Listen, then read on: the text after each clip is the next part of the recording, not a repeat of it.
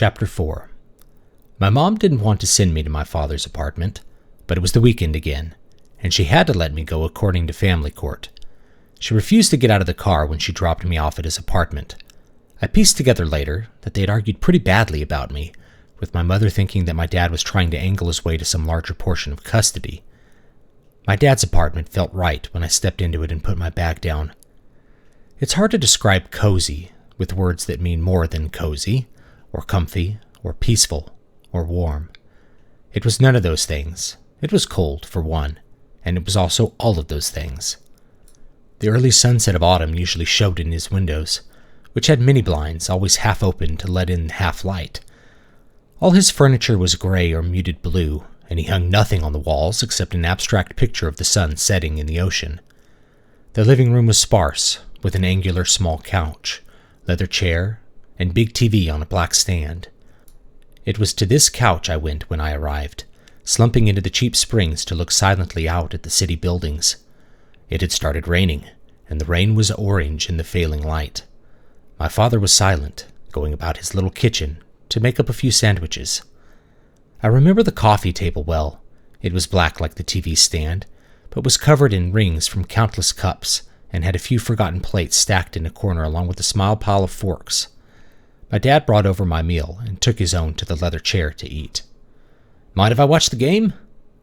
I shrugged. He turned on a baseball game and we watched in silence for a while, but as the sun left and darkness set in, I found myself looking around the room at the flickering lights from the TV on the sunset picture and on the blinds, and then at the lights of the city beyond. I have a deep and abiding nostalgia for that moment, which stands out in my memory above anything else that wasn't pure terror. The rain and the darkness, the lights of infinite strangers outside the flat windows, the TV, the rough texture of the couch. Nothing outside, nothing but what was right inside.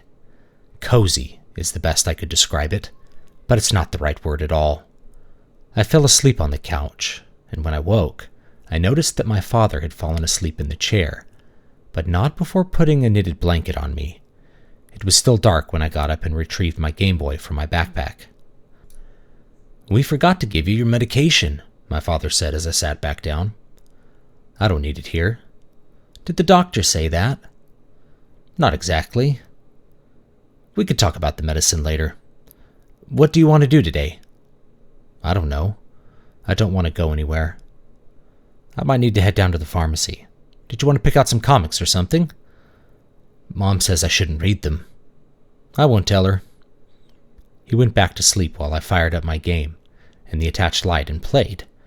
The room slowly filled with gray before my dad woke up again and started getting ready. He took me down to the drugstore early, making for himself his ever-present cup of coffee before we stepped out. The store looked kind of strange to me. The lights looked too bright, but I supposed it was the medication wearing off. I ended up finding some decent books at the store. The ones in the city are always better stocked with stuff like that, even though the store itself is always much smaller. When we came back, I felt right again and spent the day reading or playing games. My father never made me take the meds, but when I had to finally come home, as my mom always called going back to her house, I ended up practically begging for them. Jeff called me Sunday morning. My father answered the phone and handed it over to me without asking who was on the other side. "Hello?" I said. "Hey, this is Jeff. I tried your mom's, but I got an answering machine." He sounded a little rattled. "Did they take you away?" "From your mom, I mean." "Yeah, I'm calling from a group home. It's supposed to be temporary. I told him I'm calling my Uncle Billy." "Sorry, man. The court is trying to track down my dad. They're not going to let me stay with him, though." "Why?" "He's a truck driver now, and he has a record still." "Oh, yeah. Did I tell you what happened to me?" "No. Did you hear what happened to John?" "No," I said. "Did the cops arrest him?" "Sort of. They dragged him down to the station and grilled him for hours and hours, apparently, trying to get him to confess." "I was the one who broke us in." "Yeah, that's the thing. I guess it's not really breaking and entering since your mom owns the place." "What were they trying to get him to confess to?" That's weird, man. I'm hearing this from Mikey, so maybe he's crazy. But he thinks they were trying to get him to confess to eating the dead bodies." "What?" I said. Eating them? You serious? Dead serious, Bill. John didn't say nothing, so he's back home. But I think there was something up with the bodies, and they found bites or something on them. No shit. I looked over at my dad, who didn't seem to notice my cussing as he read the newspaper. Yeah, I'm freaking out, man. I think now you were right. I think John might have tried to throw you under the bus, say it was all your idea. I didn't quite know how to respond. Did I tell you they sent me to a shrink? No. They think I'm crazy. They think I have schizophrenia. I have to see a shrink this week. Wondering what they'll say is wrong with me this time. You had to see one in juvie, right? Yeah, he was stupid. He kept thinking I was depressed. Jeff's voice took on a suddenly sad tone. Man, I don't want to go back. Suddenly, I was aware of something Jeff said when we were running from the funeral home. I can say it was my idea. They can pin it on me. I can plead insanity. It don't work like that, dude. Trust me. If they were going to arrest me, I'd be arrested. Or just I wasn't supposed to be going out. I'd be in trouble if we'd gone down to the Thrifty. Group home okay? It sucks. No Nintendo and they took my comics away. Other kids are assholes or really screwed in the head. I'm screwed in the head. Nah, man, you're cool. You don't know what crazy is. I'm getting a look here. Call you later. I had to go home that night. My mom refused to get me from my dad's apartment. Instead, she honked the horn on the street, which was kind of embarrassing. On the way home, she peppered me with questions. Did you bring your medication? Yes. Did you remember to take it? Yes, I lied. What did you and your father do? Just hung out. What does that mean? I don't know. We watched TV and stuff. Did you read any comics? No, I lied again.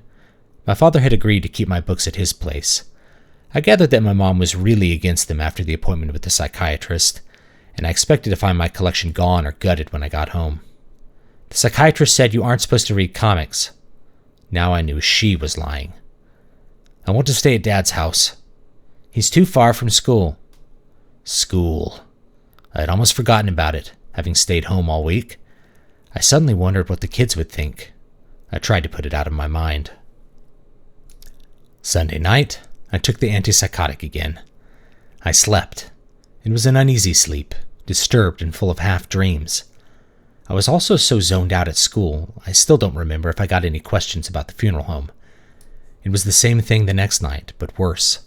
All night long I thought I could see shapes on the edge of my vision, but I couldn't control my eyes to look at them and see what they were. I thought I felt long fingers running on my skin, but when I could look, I couldn't see anyone. I had to test something. I decided not to take my medication on Tuesday night.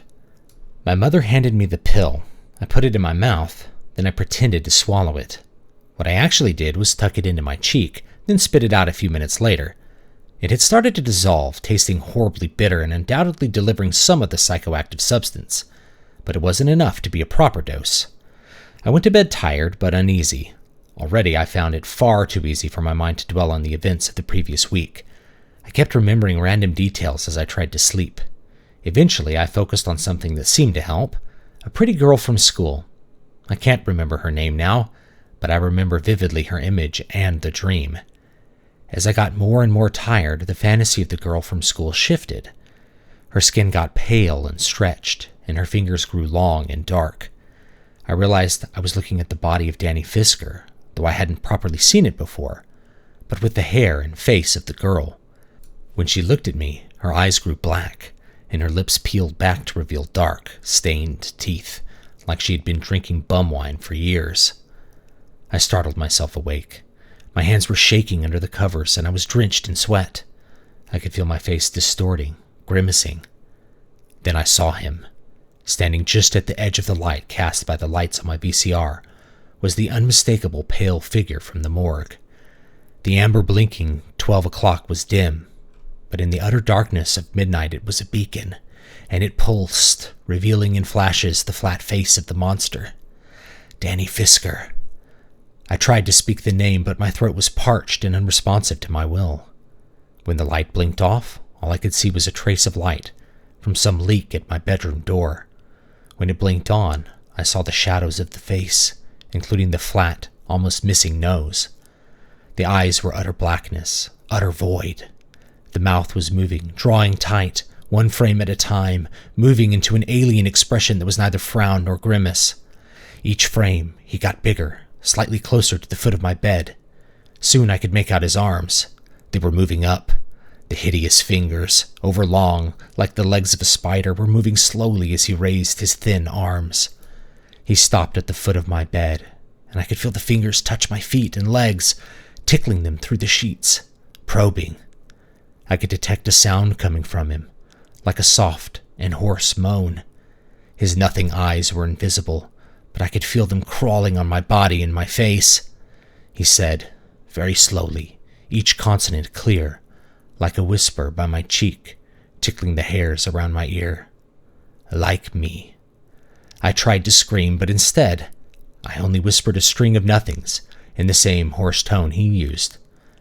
Like me. No, I whispered. Come. No. His mouth got so wide that I couldn't understand how he could speak. Be with me. Come. Eat. His fingers seemed to move up my body to my face, touching the edge of my mouth, trying to pry it open. No! I finally had my voice back, and with the power of that word my fear receded just a bit. I also began to feel my fingers and toes. I kicked with all my might. My legs moved just a bit. I realized they were restricted, held in place by his body. Those horrible fingers! My skin crawled and tingled. I sat up, but I threw myself back down, unable to stand the horrible face in the darkness. I reached over and felt the lamp. I didn't think to turn it on. I threw it with all my might. Burn in hell! I screamed. The lamp cord caught in the socket and the lamp stopped midair, tumbling and thudding down onto my feet and legs, breaking apart. Frantically, I swung my arms in wide circles, hoping to find something else to fight with. I thought I could feel, however faintly, the ghostly fingers release slightly. My heart felt like it would explode. I thrashed on the ground, and I thought I heard the slamming of some door. Then the lights came on.